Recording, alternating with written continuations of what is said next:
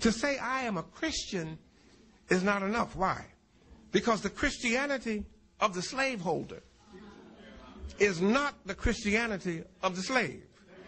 The God to whom the slaveholders pray as they ride on the decks of the slave ship is not the God to whom the enslaved are praying as they ride beneath the decks on that same slave ship. How we are seeing God, our theology, is not the same. And what we both mean when we say, I am a Christian, is not the same thing. If we expelled every non-Christian from the United States of America, whose Christianity would we teach in the schools?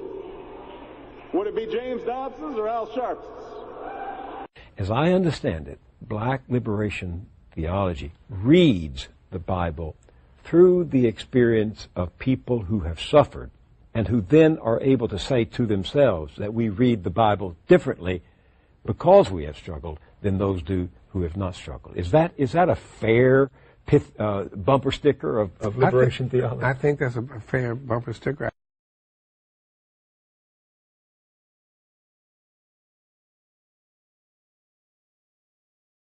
During 1971, one of these churches, struggling with how to live out the theological conclusion that a person could be both black and Christian, was Trinity United Church of Christ on the south side of Chicago. The Pulpit Search Committee hired Jeremiah Wright Jr. in March of 1972. The 87-member congregation gave the following instructions to Jeremiah Wright. They wanted him to apply a relevant gospel to black culture and to the economic and political plight of black Americans on the south side of Chicago. Through focusing on these forgotten citizens of America, Trinity Church hoped to redeem the soul of all America. My parents came together during the civil rights movement, a hopeful time. There was King's dream, Kennedy's dreams. There was a sense that we could move out of parochialism and create a fair and more just nation.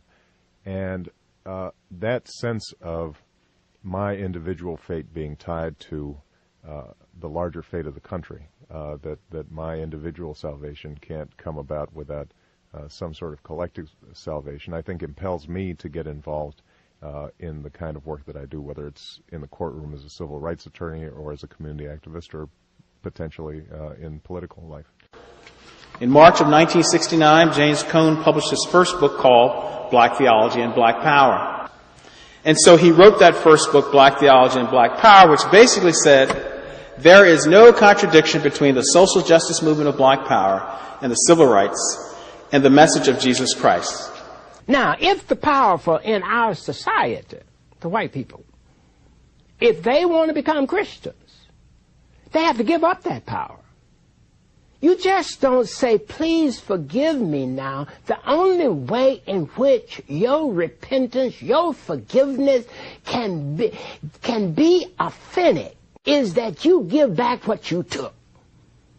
And white people took a lot from black people. In our kingdom, the lepers are cleansed. That means health care is provided so that even the so-called incurable are cured. The only way that can happen is for the haves and the have-mores to stop hoarding what they got and start sharing what they got with the have-nots. That's right.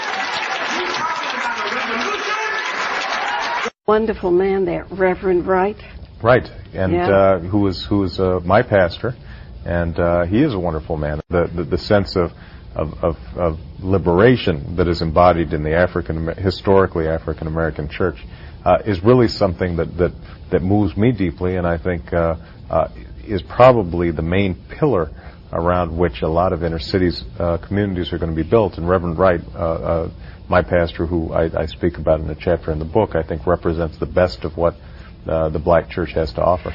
I worked as a community organizer in Chicago, was very active in low-income neighborhoods, working on issues of crime and education and employment, and seeing that in some ways certain portions of the African American community are doing as bad, if not worse, and recognizing that my fate remained tied up with their fates, that my individual salvation is not going to come about without a collective salvation for the country.